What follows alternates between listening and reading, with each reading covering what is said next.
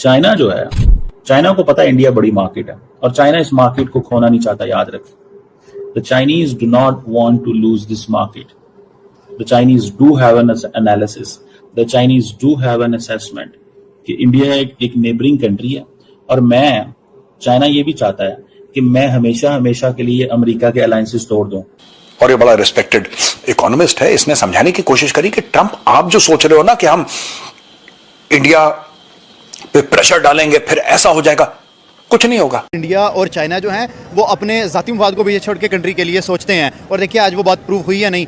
मोदी जो है वो जा रहा है चाइना और चाइना ने वेलकम कैसा किया है। अब इस चीज़ को देखें कि रेड कारपेट पे प्रॉपर जैसे कि किसी एक बड़ी स्टेट का कोई जो है सदर आपकी तरफ आ रहा है तो आप देखें कि पाकिस्तान के भी लोग गए हैं लेकिन उस तरह का वेलकम नहीं मिला। अब यहाँ पे पॉइंट की बात यह है कि जो बंदा डेली किसी के घर जाएगा उसकी इज्जत नहीं रहेगी। हमारे जो प्राइम मिनिस्टर हैं या हमारे जो कोई वज़ीर ख़ारजा है, वज़ीर दाखिला या जो भी है, इनको जब कोई काम नहीं मिलता ये टूर करते हैं और चाइना निकल जाते हैं, वहाँ पे जाके कहते हैं बी बी की आवाज़ मशीनें देनी थी, ठीक है, इस तरह की बात होती है। लेकिन आप देखें कि मोदी आई थिंक सो कि कोई 8-10 साल के बाद गया हुआ है, 7 साल के बाद चाइना गया, तो देखें फिर उसको उस तरह की इज्जत भी मिली, पजीराई भी मिली। यही एक चीज़ है कि जब आप बार बार किसी के घर जाएंगे तो आपकी इज्जत खत्म हो जाएगी। और यहाँ पे मज़े की एक बात यह भी है कि शायद कोई अंदर खाते का, जैसे पाकिस्तान में खाता आया था उससे हमारा तख्ता उलट गया था, इंडिया के अंदर भी खाता है चाइना की तरफ से।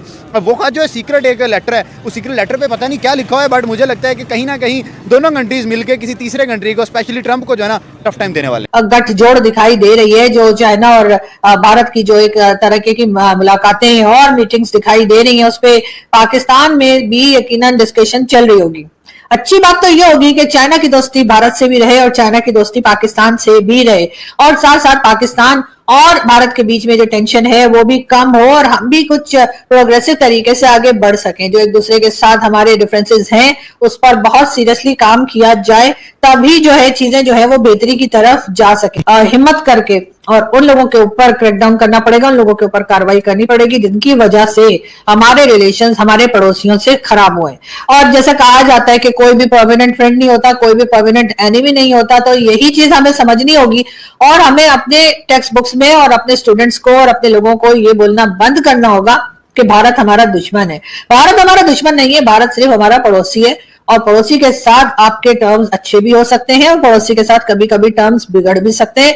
तो इसलिए अगर अभी बिगड़े हुए हैं तो उन टर्म्स को ठीक करने की जरूरत है, उस टर्म्स के ऊपर बहुत सख्ती के साथ काम करने की जरूरत है। अमन होगा, दोस्ती, भाईचारा या रिलेशंस अच्छे होंगे तो ही पाकिस्तान की इकोनॉमी भी बेहतरी की तरफ जा सकेगी। ये बात हमें समझनी होगी।